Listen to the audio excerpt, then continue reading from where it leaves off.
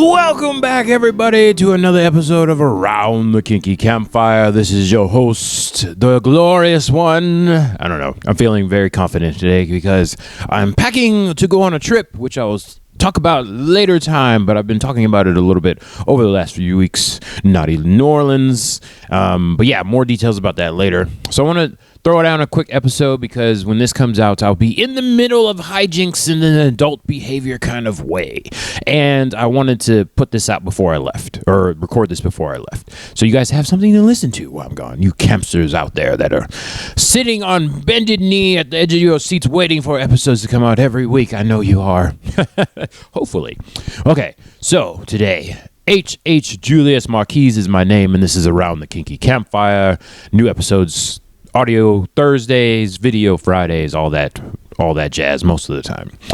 Before we get into today's topic, which is more lighthearted and more commentary-ish, like for me, we will be sipping a non-sponsored drink for the ASMR 10 seconds. I have with me again sparkling iced caffeine, blue raspberry flavor, 0 sugar, 70 milligrams of caffeine. Deliciousness, but unsponsored nonetheless. Would like a sponsorship at some point, that'd be nice. But here we go, ASMR, 2 seconds. 3, 2, 1...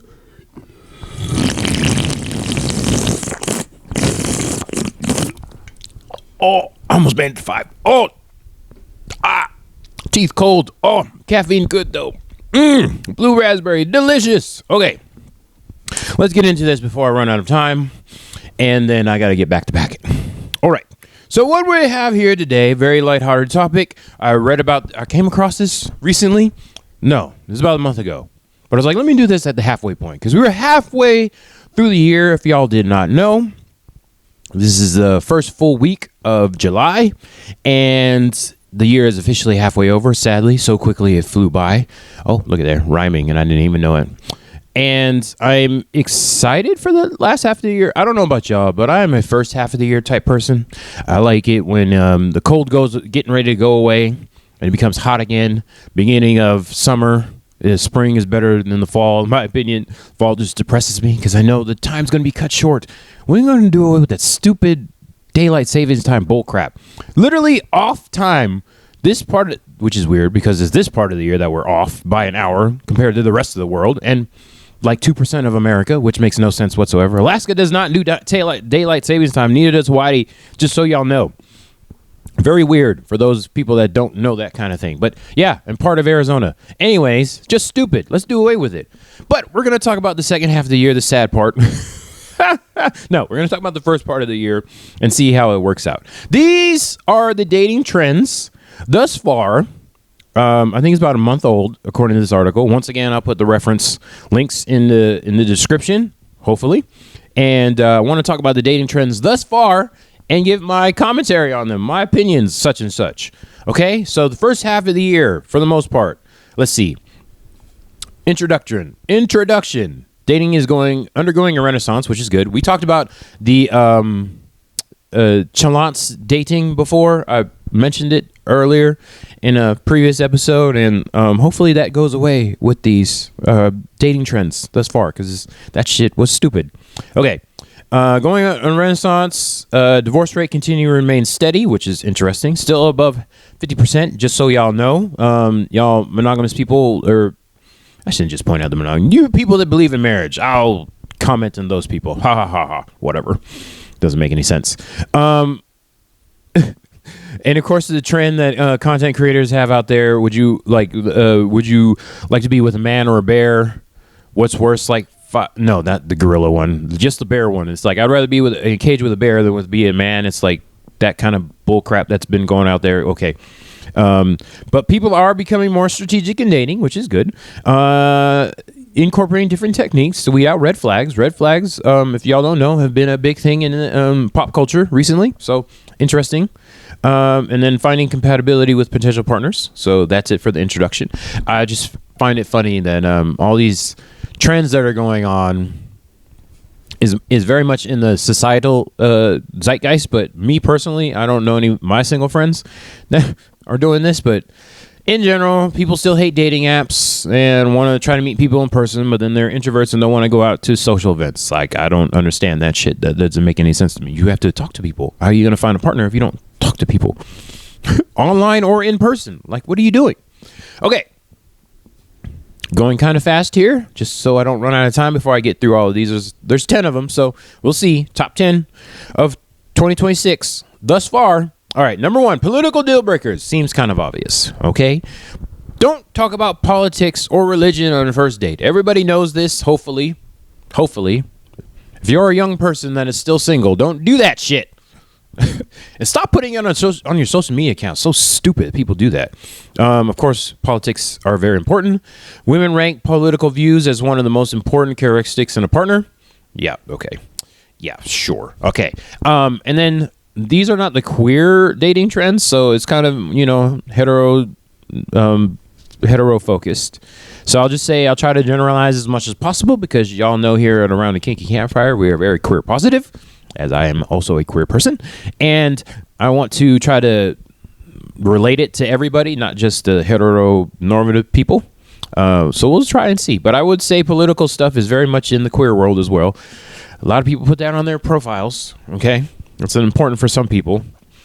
It's not surprising that more women prefer partners who share similar political blah, blah, blah. A man's political view can reveal a lot about his character. I always think that's weird. It's like, right, people don't want to date a Trump supporter, a big orange that's out there, that's in the White House there, which I understand. I just know for me, that is not something that I like. I won't say I won't rule somebody out for that. I'll just ask why. That's not just like, all right, you're out the door because you supported that person. I'm just like, why? I need more information. What are we doing here? Why are you putting it out there? Also, the people that put their political views out there in the open like that, I can understand if you're liberal, okay, but I just don't give a fuck. If that's your only like identifying factor, I question that. It's like, what depth do we have here? People should be asking more questions, not just going by the book's cover, but ask more questions. What are we doing? Just don't write. I mean, do what you want to do. Write somebody off if you want to. But I personally, Julius, need more answers. I need more answers. So I'm going to ask plenty of questions. And I say that I need more answers, but I don't have to have the answer. I'll keep asking questions.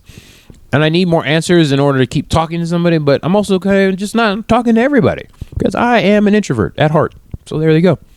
Number 2, therapy lingo. Of course, we hear this all over the place, and you hear it a lot here. So I'm a hypocrite. Here we go. The everyday person is using them to communicate their emotional needs, create boundaries and patterns in their behavior, understand patterns in behavior. Social media has helped increase mental health awareness, which is good and bad. It's important not to misuse popular words. Oh, God. And we know what those popular words are. People label people narcissists and talking about gatekeeping. First of all, trauma bonding, y'all use that word incorrectly. A lot of the definitions that people are getting wrong for these words, and it's like, what are we doing here? Are we doing our research, or are we just throwing random words out there and not knowing what the actual definition is of this word? So if you are the type of person, I know for me, I will ask more questions once again, because I want to know you know what you're talking about. And then also stuff like narcissist, only a trained professional can label somebody as that. So you can just say it all you want. Doesn't mean shit because you're not a trained professional. Let's just say that right there. So people are going to have narcissistic tendencies. And also I want to go a little bit deeper on this because for those of us that put out content on the internet, you got to have a little bit of narcissism, okay? It is not a on and off thing. There's a gray area. It's a spectrum. Got to have a little bit. Got to be like 10-90 or something like that. 10% narcissist, 90% normal person, anti-narcissist, whatever you want to call it. Because if we are putting our content out there or just trying to get people to understand what we're talking about, we have to think we are somewhat right or correct in some way. I don't like right. Correct in a certain way. And in order to do that, you have to believe what you say. And then also be able to get the other person to believe what you say. That's narcissism. That's a little bit of narcissism right there. Just so y'all know. So we are all a bit narcissistic. we should be, at least, if you are trying to do something. Now, if you're one of those people who just kind of goes with the flow and does what everybody else wants, you don't have an opinion on anything or a strong opinion on anything whatsoever, feel free.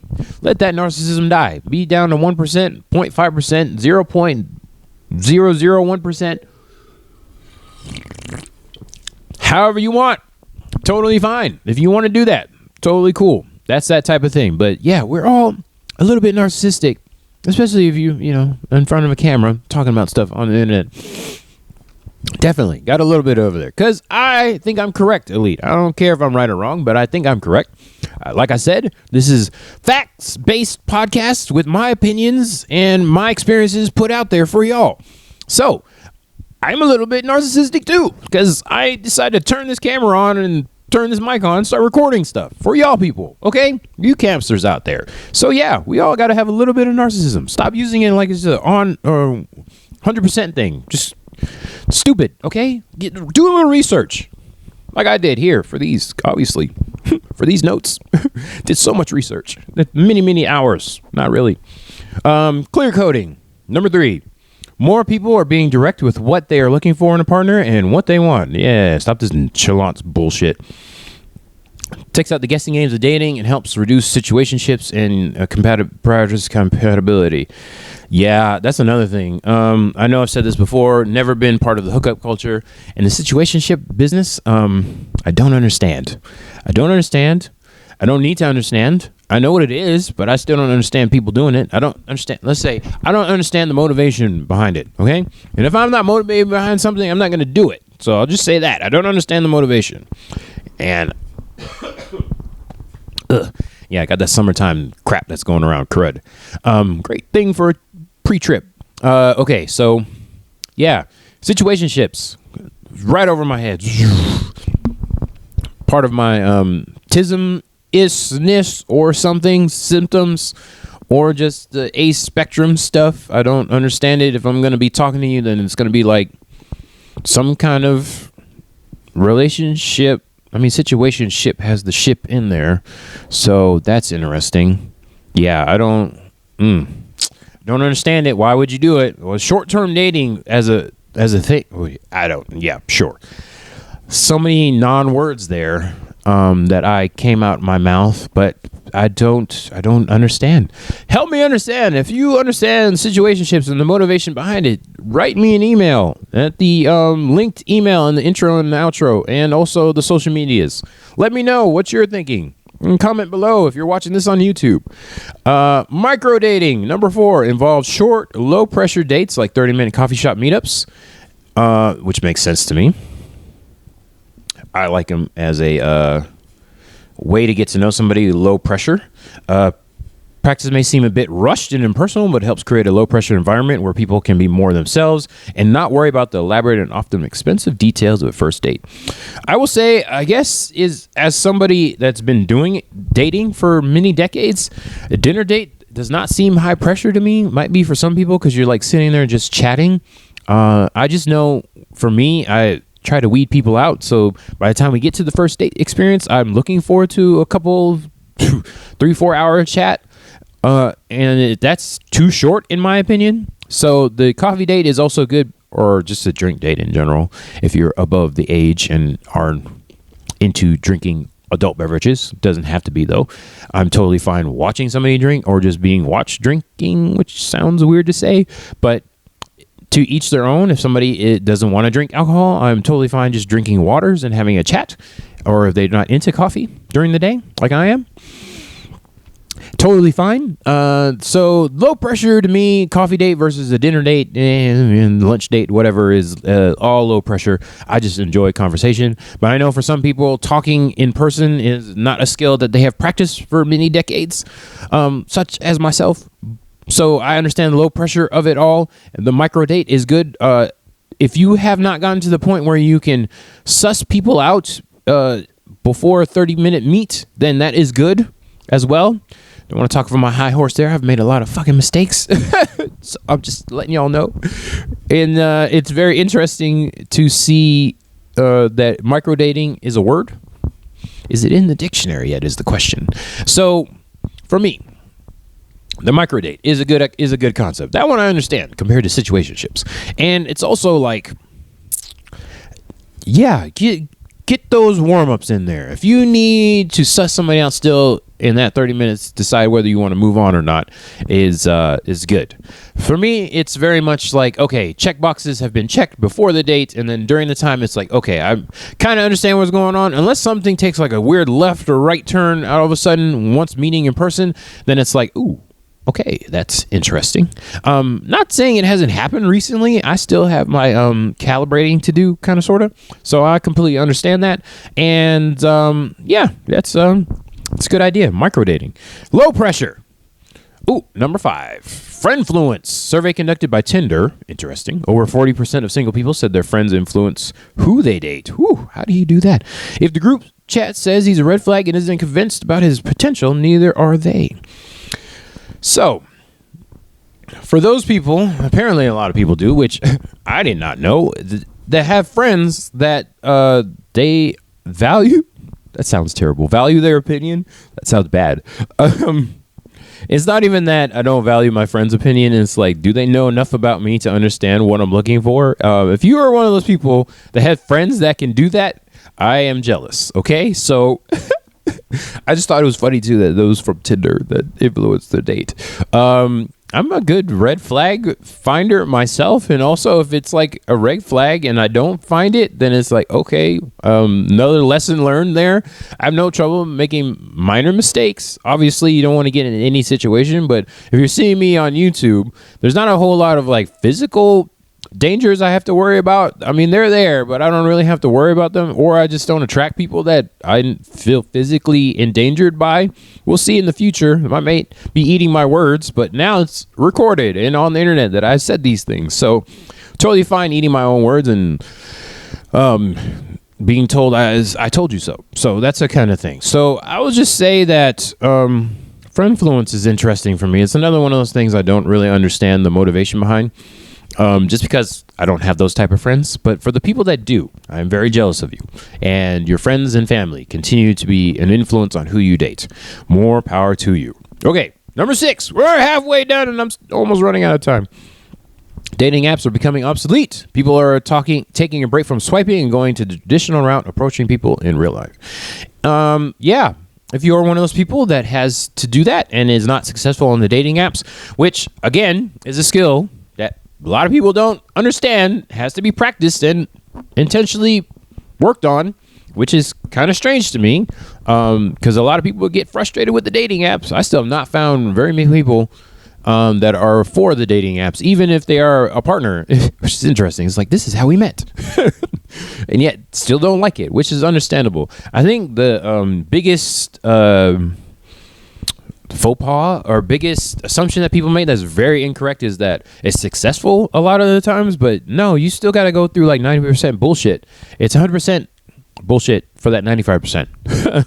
There's maybe 5% if you're lucky that's not bullshit, and it's like, I think people think it's higher than that. It's like, no, a dating app is a product that people are trying to sell, so they're going to gaslight you into believing that it's successful. How many times have you seen the ad that, oh, this is the dating app that should be deleted at some point? Yeah, that's bullshit. Unless you're intentionally working on your dating app skills. There are dating app skills, and this person knows them. I don't actually use them as of yet because I don't really need to.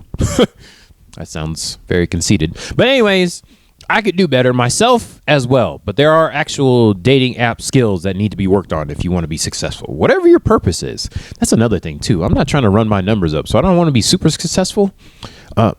If that's a thing, could go into a deeper dive on that whole entire thing, but we'll see. Okay, number 7, engagement hard launch. People are now keeping their dating life more private and aren't posting their significant others until there's an actual engagement. This is another thing I don't understand. I've never been one of those people like update my Facebook status. Like, I don't give a fuck about that. Or FedLife status. I don't understand that. It's not like a hard thing, like you won't know who my partners are, but I just don't care about putting that stuff online. What is the point of that? I have heard people, including friends, be like, oh, the person didn't update their Facebook status. I was like, I don't give a fuck. Why do you care about that? I don't need people to know who I'm dating and canoodling with, even if it was serious. Never been that way, but there are people that care about that crap online. I don't understand that either. Okay. The 777 rule, designed to keep couples connected through intentional quality, consists of date night every 7 days, a weekend away every 7 weeks, and a vacation every 7 months. I wish I had the time and resources for that. The dating, I understand. Depends on what kind of date it is. Most dates I prefer, number one quality time thing is cuddling, watching a movie and or TV show or just chatting. So doing that once every 7 days, 100% my number one priority with any partner. I would prefer it. Doesn't have to be a necessity, priority. So if it doesn't happen, that's totally fine too. Just depends on what kind of communication is happening along the way. I can communicate correctly and say words completely. Yeah, so every several months a vacation, that would be amazing. I heard about the 18-month rule. I didn't hear about the 7-month rule. That's crazy. And then every weekend away, man, that would be nice. You can tell this is very heteronormative because somebody that's in the poly world, that'd be kind of tough with multiple partners. I would love it, though. That'd be great. Oh, man, I'm thinking about it now. That's a great fantasy world people are living in. 7 months for a vacation? How? Doesn't say how long the vacation needs to be. That's crazy. Vacation. Yeah. So how would you even work 7 months? So 2 weeks. How long is the average vacation? Because you're talking about a weekend every 7. Okay. Yeah, I'm trying to do the math in my head. I don't know where that 777 number came from. That's weird. If you know how to work that out in your head, send me the math. Mind thing. Send me proof, mathematical proofs, if they still do that now, and let me know in the comments below or social medias or email how that works out, because I want to know what the average vacation is like. I couldn't imagine taking a vacation every 7 months. That's kind of interesting. Okay. Second to last, number 9, Shreking. Oh, God. This one here is just so stupid. Means dating someone you think is below your league. Oh, God. Or someone you have a better treatment and upper hand in the relationship. Like, in order to do this, first of all, it says it might backfire because you might be getting Shreked yourself. Is you assuming you know everything about a person to consider them below you. Like, nobody is above anybody else. We're all on this equal level. Just because most of society likes to focus on looks doesn't mean, like, you have to. So what values are we, like, figuring out here? I hope it's not intelligence, because that would be fucking bullshit. Potential? I don't even, like, how are you calculating what is above or below you? Good Lord. I hope we're not just doing looks now in these days, even though I say that knowing that people do, which is so bullshit. So the whole concept of this Shreking thing is kind of wild to me. Because, like, what are we so objective? God, so terrible. Okay. Lastly, we have throning. Having a large following can elevate your personal brand. So this is all online bullcrap. Clout cashers don't necessarily care about obtaining wealth. So it's not about your in-person value, but your online value. Gross. Very, very gross indeed. Disgusting. Okay. So I had a little bit more on here. I had a whole nother article. I'll still post both articles, but I have ran out of time even with just those 10. There's a few more extra here, which is great. Let's see. I'll just say what the overall things are. Yearning or slow burn anticipation, being present with your date, which is why wouldn't you? Emotional intelligence over chemistry. Yes, a lot of people putting emotional intelligence. How do you judge that? I would like to know. How do you judge that, Campster? Prioritizing vulnerability, in-person connection versus the dating app, of course, allowing the connection to have a healthy space, transparent and nonchalant dating. So intentionality, yay. All right. So what do you think about the dating trends? Are they getting better? Are they getting worse? That Shreking one is kind of bullshit. That's fucking crazy. But as with most trends, you got to have the positive with the negative in general, as with life at all. So I tell you, Campster, I'll leave you some words of wisdom from Julius Marquis, the host of this podcast. You can make mistakes, and you can learn from those mistakes. Okay, that's my words of wisdom. Make mistakes and then learn from them. Chalance with it. That's all for now. I gotta finish packing to go on this trip with the adult stuff going on, and hopefully I will have the energy to give you all a post wrap. Maybe I'll record one of these while I'm there, and I'll put that out when I come back. We are fingers crossing that the energy will be there and I won't be like sick, because you know that con crud every single time happens. You even hear it a little bit now. Pre-crud. Great. Pre-con crud. It's amazing. All right. We here are around the Kiki Campfire. I'm Julius Marquis, the glorious host of this podcast. And that's all for now. Catch you later. Hello.